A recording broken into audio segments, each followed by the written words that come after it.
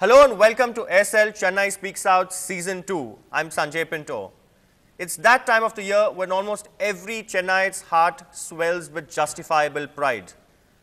A historian once called the Margazhi season a festival quite like the IPL, probably because of the shorter format of concerts, probably because of the burst of corporate sponsorship and patronage, and also probably because of the ticket sales.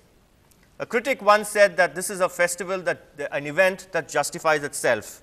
Now, what started off as cultural leisure during political conferences of the Indian National Congress in 1927 has today become the biggest cultural extravaganza that India can possibly boast of. But then keeping this alive with zero government funding and almost entirely on corporate support, many believe could actually give the festival a slightly commercial twist. So we are asking you, the people of Chennai, the Margazhi season, is commerce just a byproduct and is culture the driving force?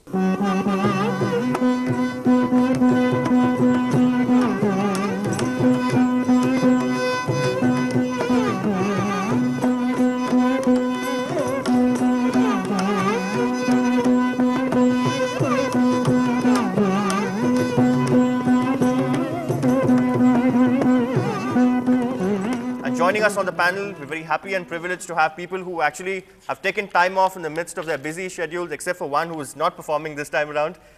Ganesh Rajagopalan, popularly known as the Ganesh Kumaresh violinist duo. Sashi Kiran, classical musician. Both Ganesh and Sashi strongly believe that it's more to do with commerce, that it's commerce over culture. On the other side of the divide, somebody who doesn't need to roll up her sleeves, the one and only T.M. Krishna, renowned musician. Krishna is taking a break this time around from the festival. We'll ask him more during the course of the debate. And Sharada Ramanathan, award-winning film director. We've got several Rasikas, youngsters, we've got musicians, we've also got someone who's come all the way from the US to perform here at the festival. Thank you very much for joining us. So without much ado, it's on to our first round called First Shot. If you look at any classical idiom today in the world, be it Western classical music or even Hindustani classical music or many others, it's truly struggling for an audience. It either is an elitist audience that has only one segment and many other issues. I think the fact that the December season is what it is because of the music that there is in it, music and dance. And whatever commercialism that you're talking about is only a fact that it's secondary to the fact that the art is what is driving the season. There's no fact, I mean, the fact that it is for the music that people come. And for a person, I practically grew up in the corridors of the music season. You know, like I used to leave home at 8 a.m. and just be going for all the leg dems and concerts. And then in the 80s or in the 90s or even now, it's only the music and dance that drives people there. And the commercial aspect is just a byproduct of the era that we live in. I mean, look at 1980s and just tell me how many advertisements you saw in 1980s. Or any other event. Look at cricket. Let's take cricket. Even in cricket, in the 80s, how many banners did you see in a stadium? You didn't. So commercialism that we're talking about is just a generic thing that is happening to the era that we live in. That the fact that you have 24-hour news channels is an era that we live in. So it's got nothing specifically to do with music or dance or thing. I would in fact go a step further and say it's fabulous that a festival that's dedicated to classical forms is surviving. And the reason it's surviving, number one, is because it's driving people to come. Only if people come, will you come?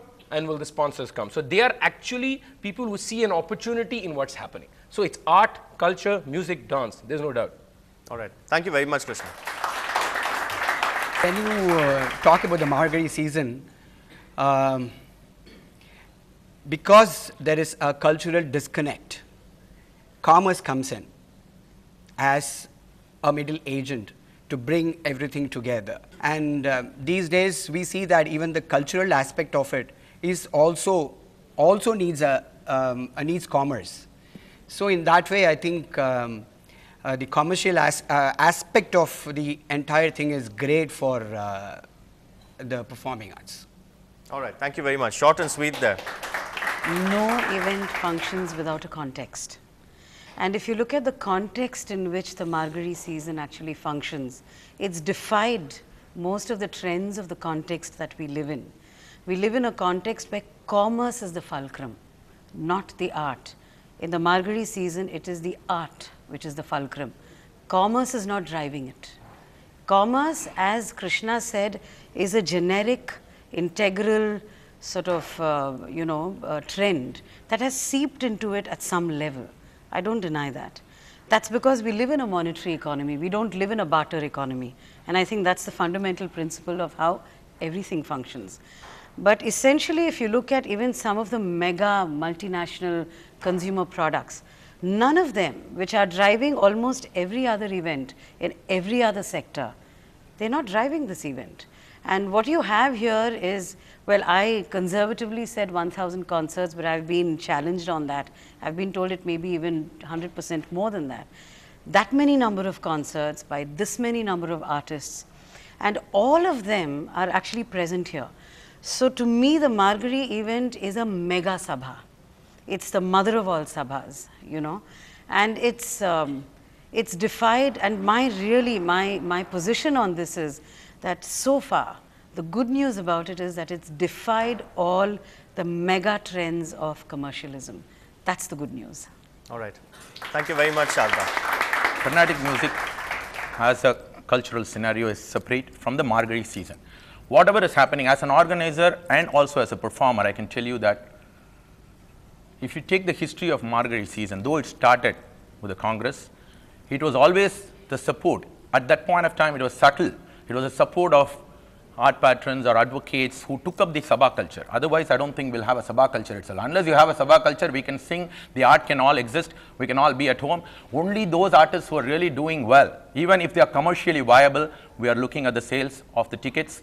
You can see any other time of the year when we run on event. I don't think the ticket sales are as good. It's only the Margazhi because it brings in the NRI crowd, it brings in the tourism, it brings in a whole lot of, you can see the products which are displayed. It's a galore. It's actually, if you take, as you rightly mentioned, is the extravaganza. And if you take this season, it's not now in the last 20 years that we are seeing the hype. The hype has been there for several years, but it was subtle. The media has come in now because of the hype. And I think, in short, I can say that no art form or no event will take place if it is not commercially viable. So let us put it this way, that unless it's commercially viable, I don't think we're all going to be here. I think the commerce makes, I think the sponsors are coming in gallows, that they're pouring in a lot of money only basically because they think, they see a point there, they see that here, hey, I can get some mileage here. You can see those who don't even turn up for concerts, who are turning up for concerts, and they want to make their presence only in Margazhi. You can see that they're all making their presence in Margazhi. And even these sabhas which are organizing this, predominantly a lot of sabhas mushroom only in the Margazhi. So that's my take. All right. It's time to slide into that short break on SL Chennai Speaks Out. When we come back, that's the round you're probably waiting for, cross-examination, where I will grill both the teams. Stay tuned.